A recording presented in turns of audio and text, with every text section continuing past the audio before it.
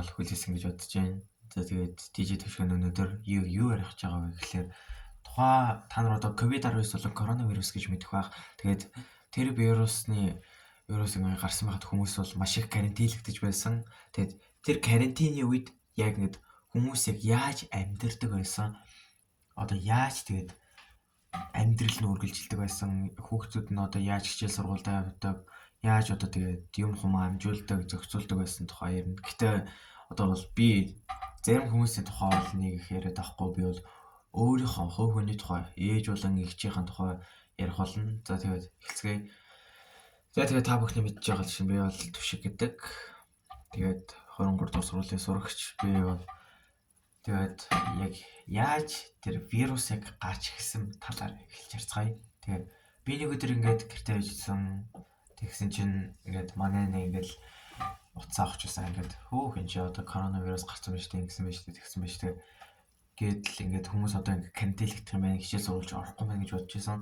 Тэгээд тухайн үед бол ингээд хичээл сургууль орохгүй байна гэдгийг сонсоод ер нь бол би ингээд итгээгүй зүгээр ер нь тухайн үед бол манай нэг ингээд надаар ингээд муухай хотлоо тоглоом хийдэг байсан.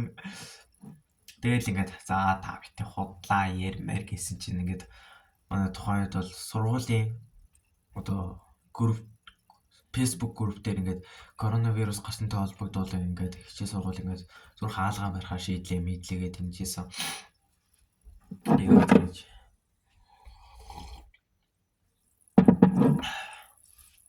Тэгээд тухайн үед бол ингээд тэр постыг харангууд би ингээд yes хичээл орохгүй юм байна гэж л бодчихсон. Тэгээд ер нь бол тэгээд ихэнх хүмүүс ихэнх хүмүүс гэж тий. Тэгээд ер нь бол тэгээд хичээл ном тэгээд бай бай хэдэн жил бай бай аль хэдийн ингээд 3-4 жил өнгөрсөн байна.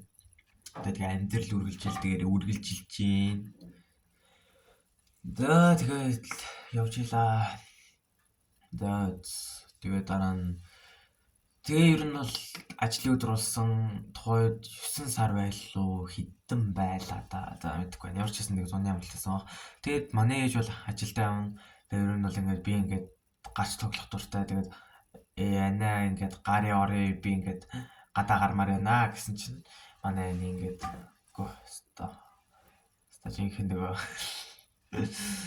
жинхэнэ нөгөө юу гэдэг лээ дээ. Би тэрийг одоо бичлэгэн дээр гаргаж чадахгүй. Яа тэгвэл ёс бус нэг тийм зүйл байгаа. Яг манай ани бол тэгж хэлээгүй л дээ. Би өөрөө сэтгэгчлээ. Сая зүгээр худлаа жоохон хитрүүлэг. Тэгээд ер нь бол гэрээсээ гарч болохгүй. Тэгээд тиймэрхүү цаг үед байжсэн. Тэгээд ер нь бол манай аа бол Солонгост ажил хийдэг байсан. Манай дүү бол эмээ өвгөндөө амьдардаг байсан. Тэгээ ээж бол ажилдаа. Тэгээ ани бид хоёр гэртээ бол өдөржингөө хамтдаа байдаг байсан. Гарч орно гэсэн юм байхгүй, юу ч байхгүй. Тэгээ гэрт нэг онцгийн зүйлс нэг их болдгоо байсан. Одоо ингээд би өглөө сэрнэ тэгэл ормороо хураачаад нүур гараа угаачаад одоо энэ бүр миний ингээд унтж өссөөр би энд бүр би барах хэдэн жил унтсан би 5-6 жил энэ орон дээр би унтж өссөн. Энэ орондоо ч гэсэн өөр амар хайртай шүү. За тэгээд ормороос очиад тэгээд нэг өглөөнийхөө цай ундыг уучаад тэгээд дараа нь аягтайг ороочаад тэгээ ер нь бол ингээд анааас ингээд би ингээд зургт мөрөс үзье гэхээр ингээд болохгүй өрөөргөөр тэгээд би тэгээ өрөөргөө ордоо дуртай дургүй л орно. Угаасаа ордно, орохгүй бол алуулна. Ихтэй хүмүүс бол ойлгоно. Ихтэй хүмүүс ойлгож байгаа тий. За тэгээд тухайд бол тэгээд нэг хийх юм байхгүй юу ч хийхгүй. Тэгээд суугаад байдаг. Зүгээр ингээд нэг цонхороо одоо жишээ нь одоо би энэ орон дээр суун. Яг энэ орны яг ингээд урагшаа ингээд одоо би уцаа ингээд камера ингээд тавир дээр тавьсан байна. Миний тавирны яг хажуу талд нь ингээд цонхоо байгаа байхгүй юу? Цонхоор ингээд юм ширтээд л байсан. Тэгээд нэг мэтгэд өөдц. Тэгээд дахиж гарч ирэнгүүт анаагаас ингээд анаа би сурт үзье. Тэгэл анаа тэгээд болохгүй өрөнлөгөөр. Би тэгээд бүр ингээд нилээ хитгснээс манай анаа ингээд уурлаад чи өөр нь юм хийлтэй хийх юм олдохгүй байгаа юм. Ном уншаа чи тоглоо. Заавал тэг зурт үз гэдэг ингээд. Тэгээд би тэгээд нэг тоглоом тоглоод тэгээ ер нь бол тэгээд одоо тэгээд нилээн л их юм хийдэг байсан. Одоо яаж тэгж 3 жилээ тэгж одоо энэ нэг ийм өрөөд өнгөрөөдөг байсан юм бэ? За тэгээд л ажиллаа.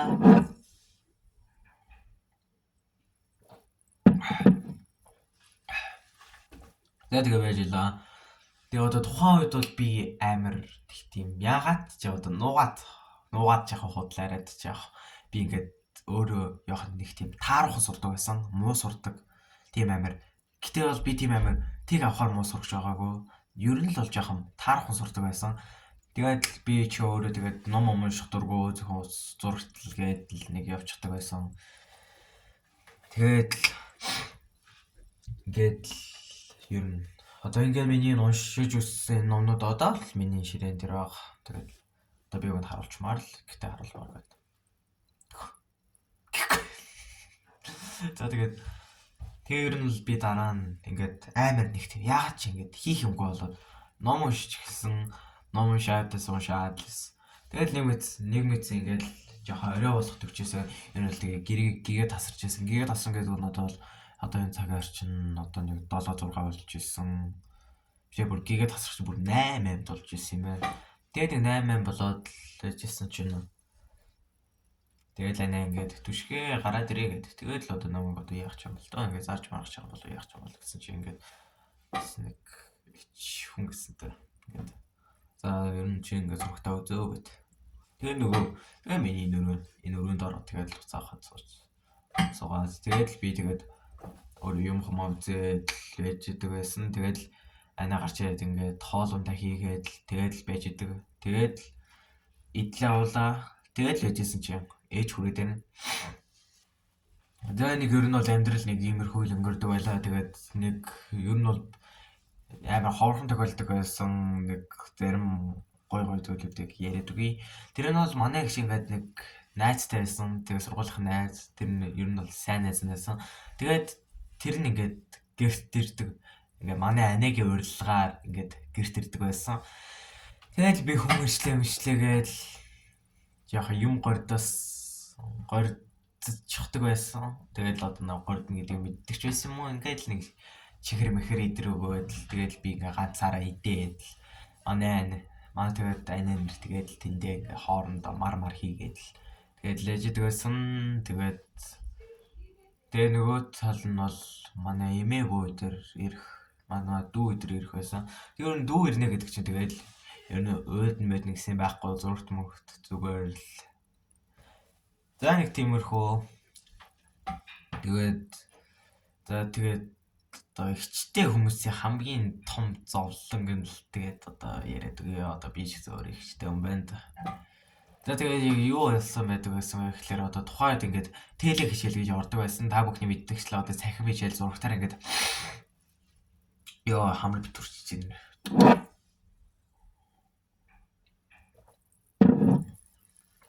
Одоо тэгээд цахим хичээл ордог болсон. Учир нь гэвэл тэгээд 9 сарын тэгээд 100 дуусаад 9 сарын 1 болохоор ингээд хичээл орно ойлгомжтой. Тэгээд хичээл орохоор тэгээд нэг хэдэн 7 хоног ороод л тэгээд ингээд карантинчдэг байсан. Айгуу сан. Одоо тэгээд тех хэрэг байсан бол тэгээд сургууль тавьч яадаг байна гэж би бол дотор бол нилээн боддог байсан. Тэгээд би ч өөр хичээл дургу хүүхэд штэ. За тэгээд л байжилаа. Тэгээд л байжсэн чи ингээд гинт цахим хичээлгээд. Тэгээд би бүр ингээд цахим хичээл хийгээ боллоо. Гээд амир хараа сууж идэг болсон. За тэгээд цахим хичээл нь боллоо. Тэгээд л одоо нэг хүссэгөөч нэг юм одоо хийн. Тэгээд ер нь бол бас хэцүү. Тэгээд би ч өөрөө тэр тухайд бас муухай бичнэ, удаан бичнэ. Тэгээд хоёул ингэ хосолцсон. Тэгээд ингээд зурагтан дээр тэгээд гарчгийн гаргана. Би тэгээ бүр ингээд бичих гэж боо юм болно ядж байгаа тухайд бол манай зурагт чинь одоо сансар телевиз гэж байдаг гэсэн та бүхэн мэдэх бах. Тэгээд тэр зурагт нь яаж байгаадаас ингээд зурагтыг ингээд зогсоож болохгүй, юусаа болохгүй. Заавал гараа. Заавал хурдан хөдөлгөнөл гэдэг юм байна.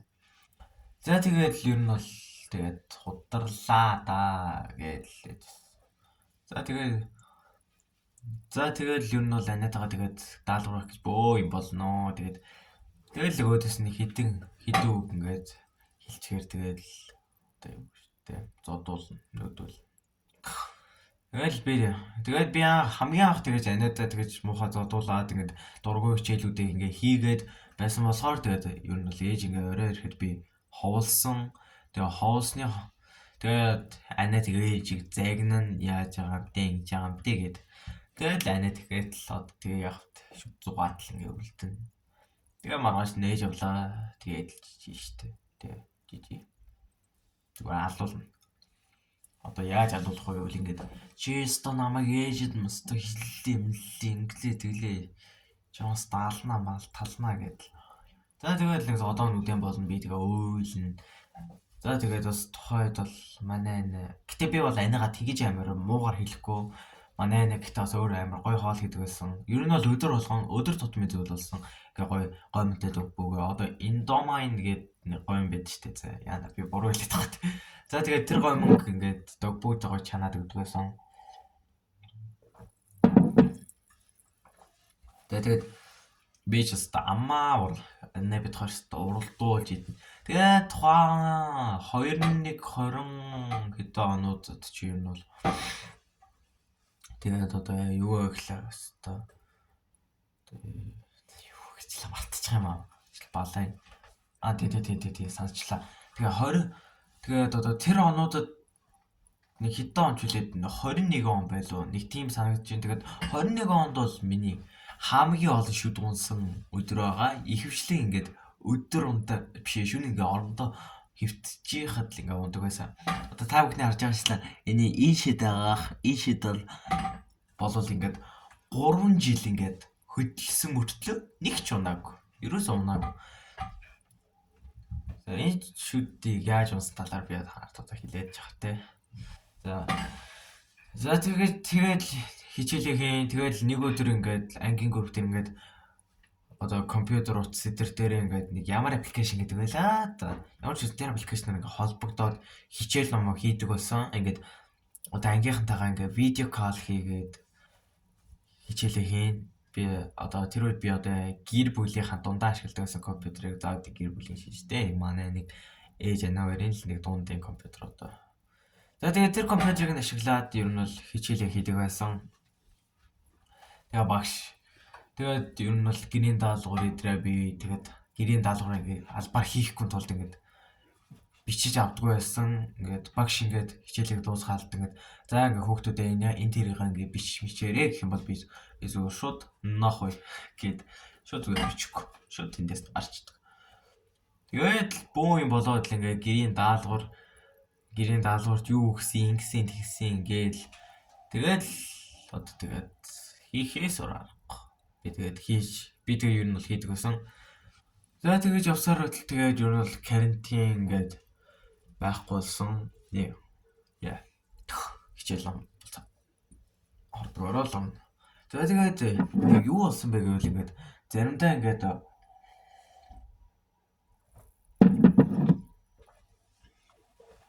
манай одоо би одоо 23 дугаар сургууль гадаад хэлний өнөөдрөөсөн сургуультай сургууль болохоор ингээд би орос хэлний ангид сурдаг байсан. Тэгээд орос хэлний ангийг манай ангичийн тухайд бол нэлээд олон хүүхэдтэй байсан. Бараг 60 гаргаж байсан. Тэгээд тэр олон хүүхдийн дундаас ингээд багш нар ингээд орос хэлний 2 багш ингээд хувааж авангуудаа ингээд хичээл заадаг байсан.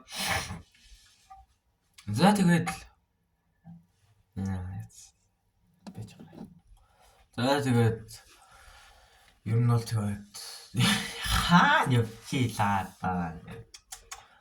За. Санчлаа. Тэгээд манай 2 орос хэлний багш маань ингээд тусдаа хувааж аваад ордог байсан. Гэтэ маш сонир аргаар ордог байсан. Ер нь бол ингээд 23-т ингээд сурдаг байсан хүмүүс ер нь бол үдчихэж байгаа бол тэгээд та нар бүх мэдж байгаа бах ингээд одоо жишээ нь 1 дэх өдөр ороод 2 дахь өдөр амраад 3 дахь өдөр ороод 4 дахь өдөр амраад 5 дахь өдөр ороод ингээд явдаг байсан.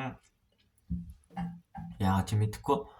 За тэгээд дараа нэг өөр шин зүйл гарч ирсэн. Тэр нь бол юу вэ гэхээр ингээд орос хэлний группээр хуваагдаж орно. Жишээ нь одоо манай миний дээр ордог байсан миний тэр одоо группийн багш маань одоо Алтуй гээд багш байдаг.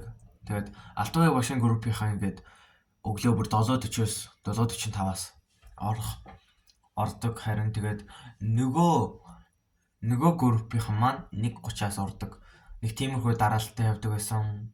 Тэгээд ер нь бол тэгээ бөөл болдог гэсэн. За бөөл юм болно гэж тэ. Зүгээр нэг ер нь бол ингээ амьдрал хэвийн үргэлжилдэг байсан. Зүгээр л ингээд.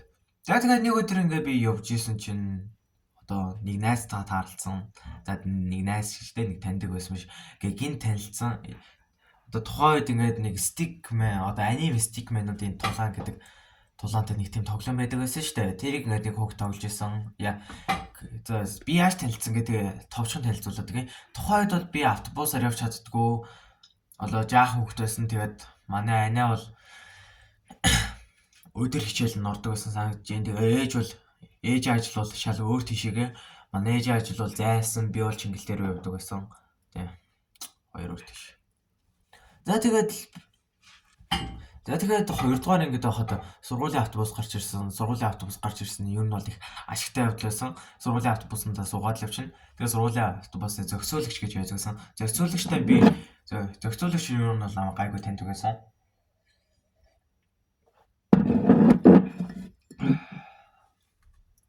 За та намайг юу гэж хаах гэж бодож байгаа. Тэрэлж явж байгаа шүү. За тэгээд ер нь бол дараа нь тэгээд юу л бол одоо за тэгээд ер нь бол сургуулийн автобус нэг явж исэн чинь ингээд найзтайгаа одоо ирээдүйн найзтайгаа таарлцсан. Тэр дэмүүл гэдэг байсан. Одоо бүлэг сурдаг Гермалийн. Тэгээд тэрнтэй танилцсныхаа дараа би өөр тэрний найзуудтай нь ер нь бол танилцаа тэгээд хүрээлэлт нь гоё орж чадсан. Тэгээд дэмүүлтэй танилцсны дараа ингээд дэмүүл тэгээд жаах ингээд сайхан дотсоод тэгээд дараа нь энтэй таарсан бай гэвэл биш хэтэл таарсан байж гэж дэмүүл намайг нэг бун жаргал гээд нэг одоо биднээс нэгээр дүүнийг найзтайгаа танилцуулсан. Тэр одоо Солонгос хэлний анги сурдаг Г гэсэн үг. Г бүлэгт ордог. За тэгээд тэрнтэй танилцсныхаа дараа илүү тэрний найзтай дотсосож чадсан. Жишээ нь одоо англи хэлний буюу В бүлгийн 3 хүүхэдтэй, герман хэлний 2 хүүхэдтэй ингээд сайхан танилцаад явдаг байсан. За тэгэхээр тэр В-гийн 3 найзгаа танилцуулъя. Би одоо ч гэсэн холбоотой яваад байдаг. Тэгэхээр Алтан баг нь төр төвшин гам түшиг гэдэг ийм найзтай байсан. За Е-гийн 2 нь бол мэдээж нэг нь бол дэмүүл нөгөөх нь төвшин сайхан гэдэг. Тэгээ нөгөөх нь бол бун жаргал гэдэг манай нөгөө найз. За тэгээд ер нь бол тэгээд явдгаараа л яваад л байдаг байсан. Тэгээд одоо дэмүүлийнхаа л утсыг тэгээд юм бол харж тоглодог байлаа. Тэр нь бол өстой тэр үед ч өстой мөнгө төгрөстой олдно гэж байхгүй. Ээж өгнө гэж байхгүй. Тухайн ч одоо ингээд өдийн цайны цагаар ингээд өдийн цай иддэг байсан цаггүй. Тэгээд яг би тэгээд нэг өдөр ингээд нэг сайхан хажууныхаа нэг хүүхдтэй ингээд мар хийгээ сууж исэн чинь ингээд нэг газар нэг 5,000 байж чинь би тэгээ гайхаад чи одоо хитэн төгрөг юм боллоо. Тэр үуч одоо мөнгөний хаан шидэр өстой мэддэгчгүй яа.